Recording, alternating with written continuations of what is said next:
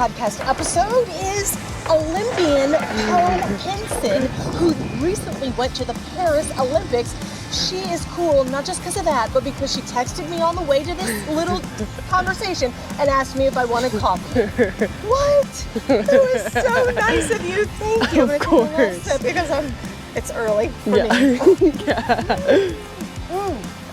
We are in a beautiful Fernandina Beach, and we are at a place that is very special to Poe. Yes. This is what has recently been renamed the Poe Pinson Skate Park.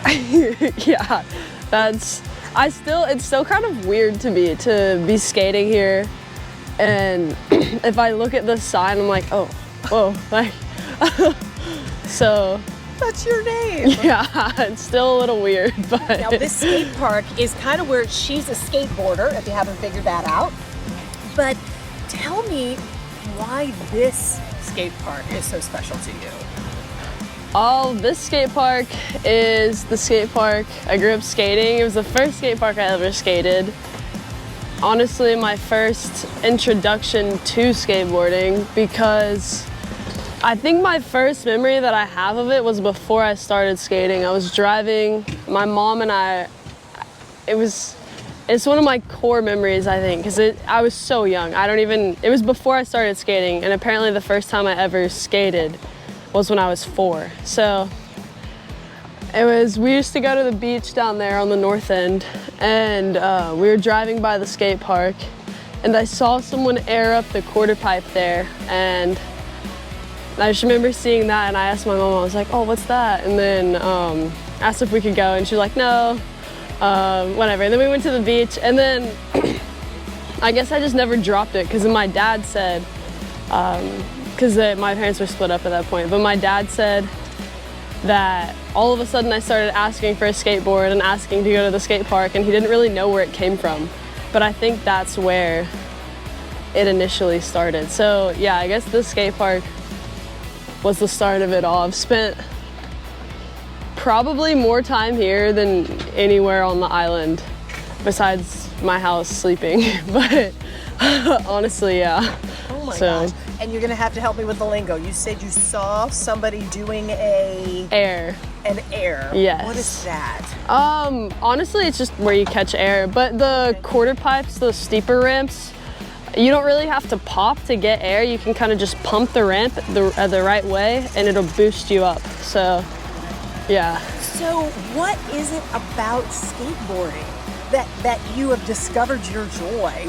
What is it that's so special about it? Because like I make my kids go swim, and they're really good, and they can't stand it. Yeah. So what is it that got you hooked? Honestly, that's a good question, because I guess just the overall joy, because it's really unpredictable too. It's not, I feel like with a lot of other sports, it's not super predictable. Obviously, like football and stuff and baseball, they're pretty unpredictable. You never know what's gonna happen because it's inconsistent, whatever. But I feel like on a personal level, and it's also just a way to express yourself, honestly, because in skating, the appeal to a lot of people is that there technically are no rules. So you can do whatever with it. But I think what drew me in originally was honestly kind of that, going fast. I really like just going fast. And yeah, I feel like it's almost a way to fly without, like, especially like snowboarding and skiing and stuff too. That's another way to just fly, but without actually like skydiving or anything. But now, because you can skateboard, does that mean you can automatically ski and snowboard and do all those things? It definitely helps. Snowboarding, I actually was in Utah over the holidays because my younger sister lives there with her dad, and I stayed with them and went snowboarding a lot, consistently for a few months, and it's definitely, I feel like there's a learning curve to understanding the edges and the way a snowboard works, but it honestly translates over when it comes to like grinding rails and stuff. I have no idea the lingo of snowboarding. It's different. I was saying, I was like, oh, board slide 270 out, because that would be what you would say like call it on a skateboard, and they were like, no, that's called something something same way. And I'm like, what? I'm like, what is that? I'm like, that's not. With the Olympics, Tokyo was supposed to happen in 2020, but because of COVID, it was in 21. Yeah. What was, I mean, that was the first time skateboarding was even a thing in the Olympics. Yeah. So what was your reaction when you got the news, one, that it was a thing, and two, that you were going? Yeah, this is actually really interesting because I didn't really even know that skateboarding, or that the first qualifier I did was a do tour, and I thought I was just doing a do tour up until like 3 days before the event. A do tour. It's just a contest. They do actually snow stuff too, but it's just a skate contest. It's been around for a while. It's sponsored by Mountain Dew, and yeah, it's basically just a skate contest. They have different styles, but I guess when skateboarding became part of the Olympics, they joined that Olympic circuit and then invited a bunch of newer people. I was one of them. I actually got invited to that through Instagram because I've always just made little videos and stuff and posted them on YouTube and Instagram. And someone named Lisa Whitaker, who, I mean, is still, I didn't know at the time it would lead to such an endearing relationship, but she is the owner of Meow Skateboards, which is my first skateboard sponsor, and she was doing stuff for the invites to X Games and Do Tour and all the contests like that. So she hit me up, asked if I was interested, and then we talked on the phone, and she didn't know how young I was. I was 14 at the time. She was like, wait, how old are you? And I was like 14, and she was like, ooh. She was like, oh, maybe I should talk to a parent. And I was like, okay, yeah, that probably could be good. But that was how that started. And then, yeah, I guess I just missed the memo where it was an Olympic qualifier until a few days before. Then she was like, oh, do you have a passport? And I was like, oh, no. And she's like, oh, you need one since it's part of an Olympic since it's part of the Olympics now. It's a qualifier. And I was like, oh, huh. So I didn't even know until then. And then, yeah, Tokyo. Same thing with Tokyo. It was like I didn't really do too much, but I ended up coming really close to going. I had to think it was the last contest. If I had gotten above like 11th place or something, I would have gone, but I think I got like 13th place. But I'm sure that motivated you to just be like, I'm going next time. Yeah, I was working at a local restaurant at the time. I worked there until the last shift I worked was like Thanksgiving of this most recent one. So, I mean, I've worked there for a while, but at the time, and then I told one of my coworkers, he was like, oh, are you sad you didn't make it to Tokyo? And I was like, not really. I was like, I don't think I'm like ready, because I didn't expect that at all. And then I was like, all right, the next time around, maybe I'll be a little bit more ready and mentally prepared. And it was kind of the same thing. I didn't really do much to really train or go. I mean, just to stay skating every day, for the most part in general, you have to keep your body up. Like you have to, especially, I mean, I'm not old by any means, but in skating, it's like... You're 20 now? Yeah, I'm 20. So it's like, and I've been skating for 16 years, so it definitely takes a toll. But, so I have to basically like train to upkeep my body anyway. So I like to work out, I enjoy yoga and stuff like that. But yeah, I mean, you have to keep up with it anyway. So I was just doing that and then skating, and I wasn't really in a position to go up until the second to last contest. Because I was just dealing with so many injuries, and I missed 3 contests, I think. And injuries, you're talking what? Knee. I strained my MCL and had a really crazy bone bruise. That was in November of 2022. And then in the beginning of 2023, so I guess I missed 4 of the qualifiers, but there was a qualifier in Dubai, and I couldn't go to that because my knee was I couldn't skate. And then... You hurt your back too. Yeah, my back. Then, but then that was fine. I skated a qualifier in the summer, and that was when I kind of started having back pain, was around that time. And then I was on a trip after that where I was filming and I just was doing a really weird twisty trick, and it usually wouldn't have affected me, but the plane kind of messed my back up more and I just didn't really know what it was. But I have arthritis in all of my lumbar spine for the most part, and I think from skating? I don't know if it's like genetic or just from wear and tear with skating, maybe a mix of both, honestly. So but is there ever a point where you were just like, you know what, this hurts, I'm done. And I'm honestly, frustrated, honestly, never like with skating itself, but there were a few points where I was like, I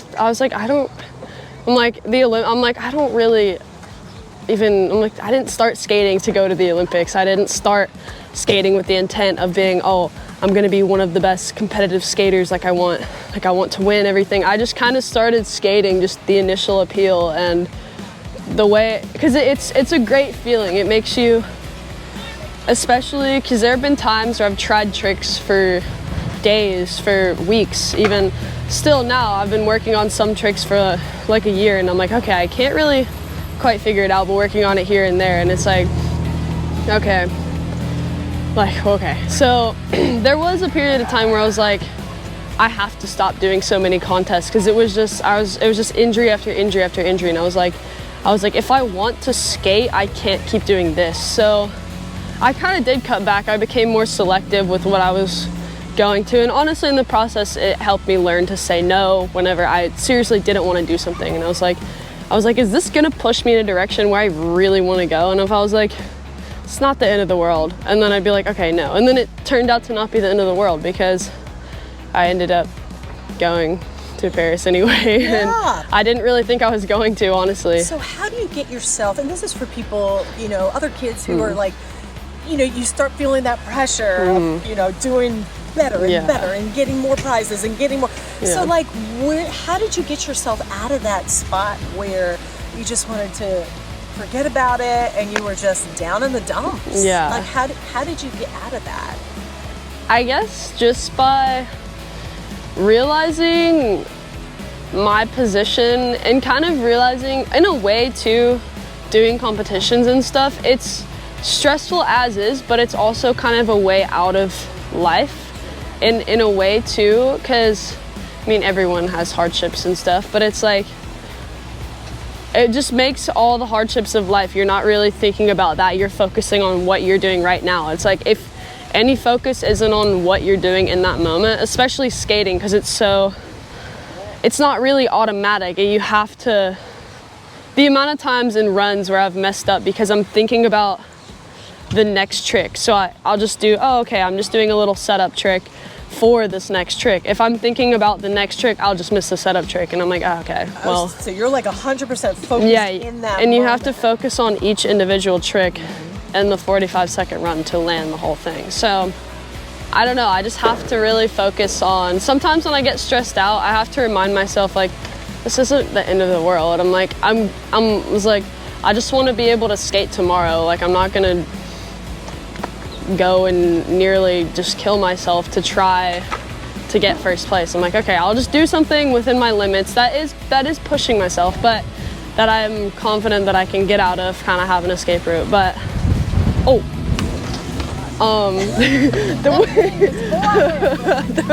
wind is crazy. That's one thing about the skate park though, it gets really windy, especially in this type of season, spring. But this is also something that's cool because a lot of kids, sometimes in your age group, they're just like my parents. I'm tired of them. Let me go do my own thing. But you really give a lot of credit to your dad as being like your biggest supporter. Yeah, honestly so, because at times I'm like, okay, like, chill, Dad. But we know we have a good relationship to where it's like, if he's doing too much, I'm like, okay, you're doing too much. Like, but no, he's been so great and so supportive. Because it's like, when I was younger, it's like he would sacrifice so much to, it's like we never really had a lot of money, and it's like he would make it happen. If I was like, Dad, there's this contest in California, like, I really want to go, this and that. And then I ended up getting, I think, second or third. It's called Exposure. It's like an all all-inclusive, like, girls event, kind of. And He kind of dropped everything and yeah, he dropped everything and went. So, and it's like, without that, it would have been a worlds harder to get anywhere where I'm at. So it's like, without that type of support. So, and I ended up winning $5,000 at the contest that he did that. So it kind of came back. Or like, yeah, anytime before I was actually getting paid to do these things, I feel like a lot of people don't realize how, and it almost, sometimes the Olympic contest in skateboarding, sometimes it's kind of like a trap for a lot of people, because a lot of people just get so sucked into it, but they're not really going anywhere with it, but you feel a sense of purpose and meaning through them, even though you're not really going anywhere or like going to the game. So it's kind of, it's a tricky, it's a slippery slope, honestly, because and then it's like you're putting all this money into this and all this effort into this, but it's not really getting, like, you're not really gaining anything from it. You're not enjoying it. Because my thing is too, I'm like, a lot of people ask me about LA 28. They're like, oh, are you going? I'm like, well, I don't know. I didn't even know if I was I didn't even know I was going to Paris until a month before. So it's hard. But honestly, if I'm like, okay, if I get to travel for free, then that's a win for me, because I love traveling and seeing the world. So I'm like, okay. But a lot of people really struggle. It's hard mentally, because a lot of the Olympic values conflict the values in skateboarding. So in a way of skateboarding's like, okay, like skateboarding's, I guess, was started to just, because it's like all these ramps and all these features are basically just replicas of things you aren't supposed to skate, basically. It's all replicas, like all the rails and hubbas and this and that and like bump over rails, everything. It's all replicas of stuff you're technically not supposed to skate. And there is a difference between street and park. Yeah.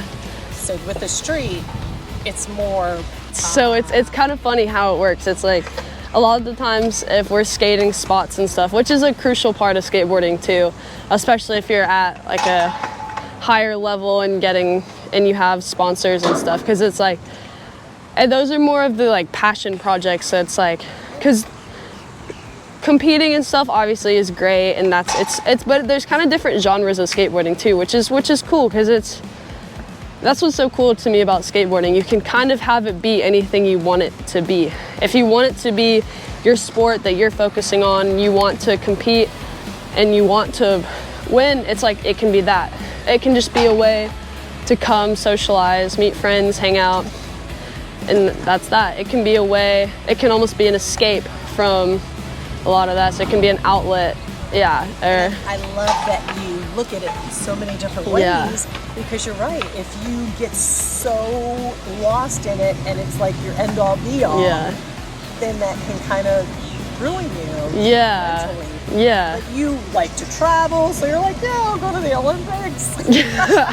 No, that's one of the best parts was just, because I stayed the whole time, but I would just take the train into Paris every day, because we were staying in Saint-Denis, like, I think it was like a 30-minute train ride north, but they gave us train cards, so I got to take the trains for free. And that was one of the best parts, honestly, just being in Paris for a month for free. And I left, and I have friends in Marseille, and I went and visited them and went back. I don't know, it was really fun. But did your dad go with you? Yeah, he came for about a week, like when the actual games was there. My dad, my trainer, the time Melani, and then my little sister and her dad. So it's kind of funny. It's like my dad and her dad are pretty good friends, because it's like they've both kind of been like father figures, I guess, to me in a way. So your dad is here. Yeah. So let's bring him over. There he is over there. Dad! Dad! Dad! He's so funny.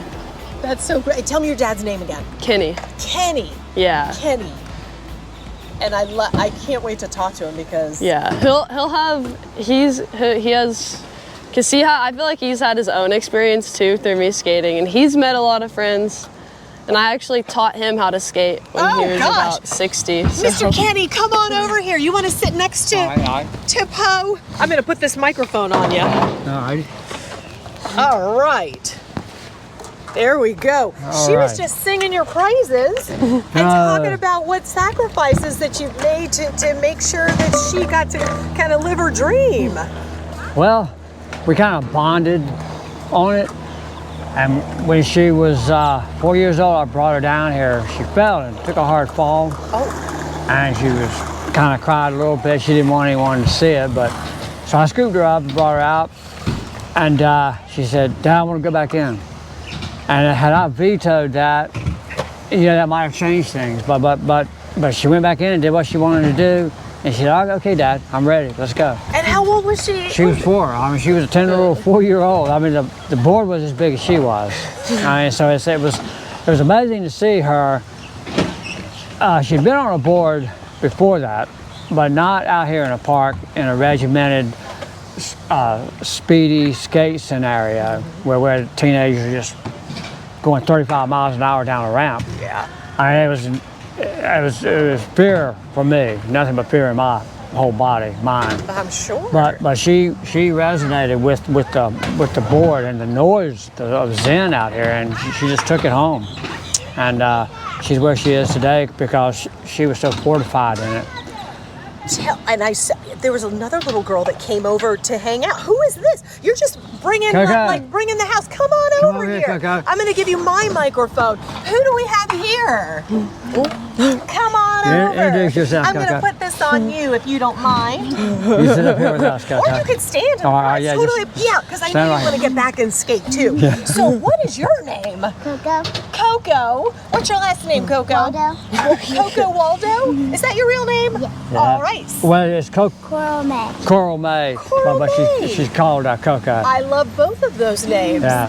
How old are you? 10. 10. And we saw you out here skating. That was so crazy. You were doing so great. When did you start I skateboarding? started at 6. At 6. That's almost kind of like Poe Pinson. Yeah, almost. So what do you think of her? She really inspires me to keep skating, and I think it's cool that she's going to keep women's skateboarding going. Very nice. And do you think you're going to stick with it, or is this just a hobby? You're going to stick with it? Oh, she's sure. Oh, She's yeah. positive. Yeah, you can see her dominance out there too. And so you guys just became friends? How did you meet Poe? Well, we used to come up here a lot when we were little, and we just saw Poe skating a lot. It was just really cool. Ah, very cool. Yeah. What do you think about that, Poe? She's looking up to you, and I'm sure, Yeah. is it surreal? Is it weird? Is it It's crazy to me because I kind of watched Coco start skating, and then now how good she is. Now I'm like, I see her do some stuff, especially on the spider. If I'm like, I'll happily just never do that. So, yeah, she's definitely taking it to new levels. And it's funny that she says, I'm keeping women's skateboarding going, because I feel like it's kind of the other way around. I'm like, girl, you're new. She's coming in behind you, and she's gonna be inspiring other young girls too. That's right. Well, how does it feel to you being a role model? Kind of crazy. I mean, it makes me happy, especially being from a place so small, and it's like, because not a lot happens, because it's like, but I feel like kind of surprisingly for a place so small, there's been a few people to kind of go and do things. Like Derrick Henry, he's awesome. And then a band, Flip Turn, they're doing crazy things right now. And then, so yeah, especially from a place so small, I feel like it's important. I mean, everywhere should have this. It's important to have people to look up to who kind of made it to different places and did different things, because it's like, okay, it is possible. And it's kind of just like the mental thing of like, oh, okay, well, like, it's not impossible, so it's like, may as well try. And Well, Coco, are you ever scared to do any of these things or nervous? Sometimes, if I'm trying them, but usually not. Yeah? But she has a lot of courage. I mean, 'cause she was just out there hitting the square rail Yeah. and doing a 50-50 on it, and she's trying to perfect it. for other events, skate competition events, and so she's got a lot of courage and ferocity about her. Wow. And it's fun to watch from my perspective because I watched Poe go through all this, and it's fun to experience this with COCO too. That is great. And especially in all this beauty we have around here, the ocean, the palm trees, the people, the community is great. Yeah, Coco, tell me, what is your favorite thing? And then I'll let you go finish skating because I know you're waiting and your mom's over there is like, what is your favorite thing about skateboarding? Favorite thing? I just like it. It makes me happy. When I just go up in the air, it just feels amazing. Wow. As Poe said the same thing. She said, Dad, I just love going over the the staircase. I said, why is that, Poe? And she said, it feels like I'm flying. That's funny. That was her same statement. So it's just so cool to hear COCO. That is awesome. Say that same Do you want to thing. go to the Olympics one day? Yeah. Yeah? Well, tell me, how was Paris? How was it? It was fun. How was it was for you? exhausting, but it was fun. It was exhausting? It was exhausting because there was outside of the actual contest. I mean, I wasn't really sleeping a lot just because the excitement, and also it was like we had to wake up like 6 a.m. to skate, and I'm not an early morning person at all. No. So I've just accepted. The amount of times I've tried to be a morning person, I've just accepted that I'm not at all. So yeah, it's obviously we're waking up super early, and I just wasn't really getting a lot of sleep. And it's a lot of my friends were there, and on top of just the games themselves, there was Nike. I skate for Nike, and we did a video that we had been working on all year, and that was being premiered the day after the Olympics. So everyone in the video, it's called Quick Strike, was in Paris, and a lot of my good friends were there. So it was like them, and then there was also another video. The skateboard company I ride for did a collab with Nike for a shoe, and so there was a video for that coming out 2 days after that. So it was like all my friends from there and Nike, just so many people, so many friends, and then my family too. And then everyone actually, like, for the Olympics too. It was just crazy. It was just so exhausting, and I just wanted to do everything, but I couldn't. How was it from your perspective? Well, on the night before the contest, she told me, she said, Dad, I'm just waterlogged, I'm feverish. She said, I don't know how I'm gonna do tomorrow. And I told her, I just said, well, fist pumped her or something. Said, well, Poe, when you get out there, I said, just let the adrenaline carry you. And then her coach, Andrew. Nah, Alexis. Alexis, okay. She said, what did she tell you? She said, just be Poe, show him Poe. And, Okay, so it's kinda like wait, no. Okay, Andrew was the one who was like, all right, well, I mean, this is your opportunity to just be yourself and show people he was like, I mean, this is probably the biggest live audience like a skate contest will ever have. So just be you. And then that's what I did. And then it was nice having Alexis there because I don't really get like coached for skating outside of the actual contest day. So, I mean, it's just kind of fun. And Alexis is a really good friend of mine. So she was fourth. And she almost won the last one. Yeah, she almost won the she last one. Went podium in the last. But she Olympics in ended up Japan. getting fourth, but she missed her last trick which would have been crazy. Yeah. No, it would have been so cool. Would have been crazy. But she's a great inspiration for Paul. Yeah, and so it's a lot of fun. We were kind of just laughing. Even if you see replays and stuff, we're just kind of going over, and I'm like, yo, like, we're just laughing and stuff. Coco, So. you ready for all that? Yeah, she's like, bring look it at on that smile. now. Look at that smile. Coco's Oh hyped. yeah, oh yeah. Thank you for Coco's talking hyped. with us. I know you want to get back to skating, so thank you. So thanks, Mom. We appreciate it. Thank you Hi, for Mom. letting her chat. Hi, Mom. Thank you. We're going to get some video of you in a little bit, okay? Thanks. All right, last question. What are you so proud about Poe? Tell me when you say you're proud of her, what does that mean?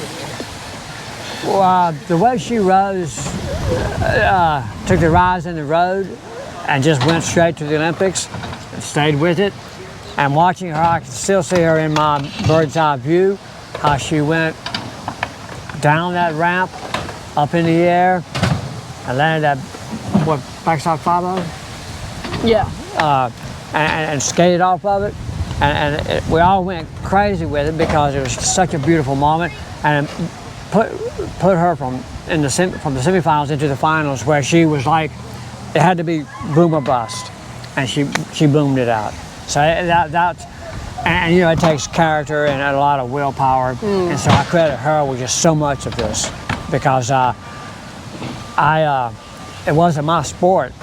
I wanted her to play tennis, you know, but I still do love tennis. yeah, we still play a bit. But when I saw her excelling and as she was inclined towards skateboarding, I just said, wow, I couldn't. And then she enchanted me with it. So I followed my own heart with her audacity. Well then, and the last question, let me ask you what you're so proud about your dad. Honestly, I'm just happy that he also finds happiness here. He's kind of like, oh, what's a good way to put it? Granddaddy. The skate park, like skate park uncle, skate park. Yeah, I love the kids. All the kids love him. Like Bobby and Brittany, Bobby, he's this little kid. He comes out, he loves my dad. He loves my dad. But yeah, so I don't know, I guess it just makes me really happy to just, not just a thing that I enjoy and I'm like, oh dad, like, let's, like, you know, and he's like, okay, like, but a thing that he also enjoys and is happy. And now it's like, I'll be away on a trip and he's still coming up here and hanging out and stuff, talking to my friends. My friends are like, oh yeah, I saw your dad at the park today. We talked about this. So it's like, yeah. It's a home away from home for me. I love every minute because the kids are just doing so much. I mean, they're going big time. And you see them over and over practicing that trick. And they take so many falls and they won't give up. They won't give up. And you know, that inspires me. You know, in weird ways, it makes me want to move further and harder in my own life and adapt as best I can to a society that's challenging. And so it's been a fun interlude with Poe, of course, watching her grow up and then supersede every notion. I love how you both have found your joy in this. Awesome. Mr. Kenny, Poe Pinson, thank you so much for speaking with us. I appreciate it very much. Thank you so much. It's a pleasure. Thank you guys. Thank you guys so much. Thank you guys. Isn't she awesome? Poe Pinson, and I love the relationship that she has with her dad. You are catching me on a run, thank you for letting me take this break, with my dog Grace. Join me, because next Tuesday for my podcast extra, Poe Pinson talked about injuries and pain and arthritis. So I thought, hey, let's visit a physical therapist. He talks about lower back pain, ways, things you can do at home to prevent that. Would you believe stretching your hamstrings helps? I had no idea. All right, thanks for joining me for this edition of Discover the Joy, the Prairie Podcast. I gotta finish this run.